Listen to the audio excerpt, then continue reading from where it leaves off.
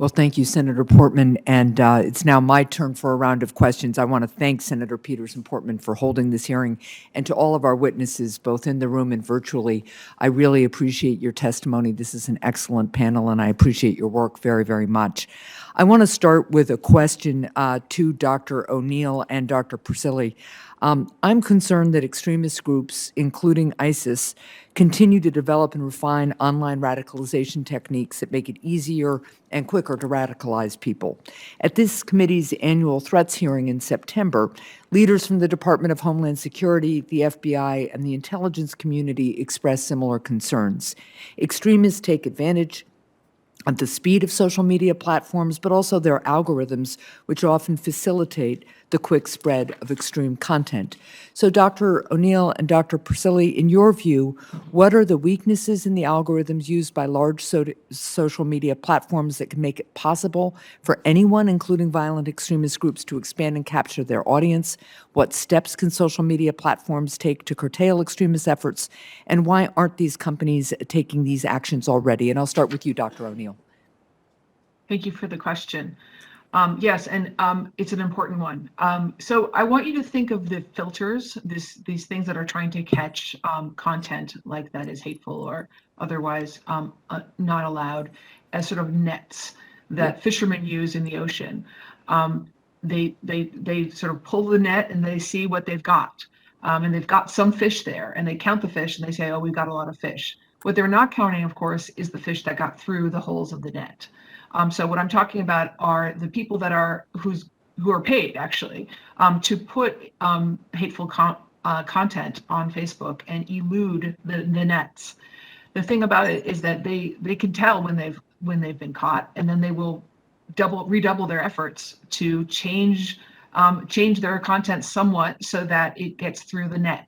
It's kind of like if you think about the early spam on Viagra that would filter into your email.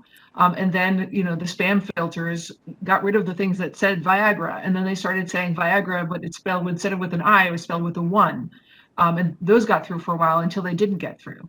So spam filters work pretty well to remove Viagra ads. And in part because Viagra is the same word over many years. But in the case of social media, the stuff that they're putting on social media changes very, very quickly, and the spam filters essentially cannot keep up. And it's I think you should think of it as an arms race. It's the filters on the one hand owned by the social media, and of course the people that get sent the high score, like high risk content, and they have to decide whether it is in fact against policy. And then on the other hand, all the propagandists who are actively trying to evade the filters. And the simple truth is that the propagandists are winning that war. To the extent that social media companies can combat it more, it would require much, much more expensive work, and they simply don't want to do it. So their policy has been, we're going to count how many fish we got. We're not going to count how many fish we didn't get. And we're going to hope that it sounds good enough for you guys to stop asking questions. Thank you. Dr. Priscilli?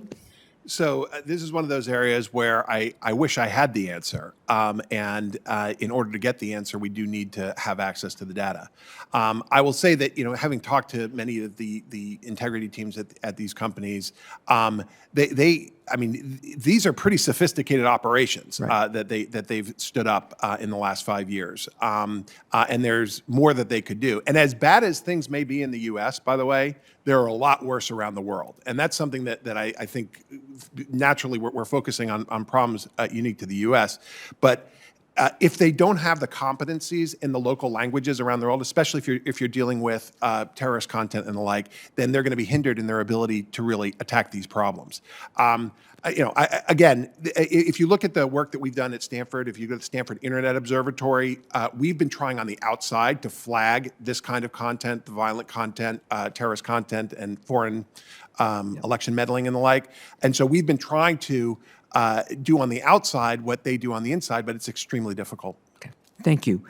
Dr. Franks, the proliferation of non-consensual intimate imagery, sometimes called, quote, revenge porn, is a pervasive problem on the internet.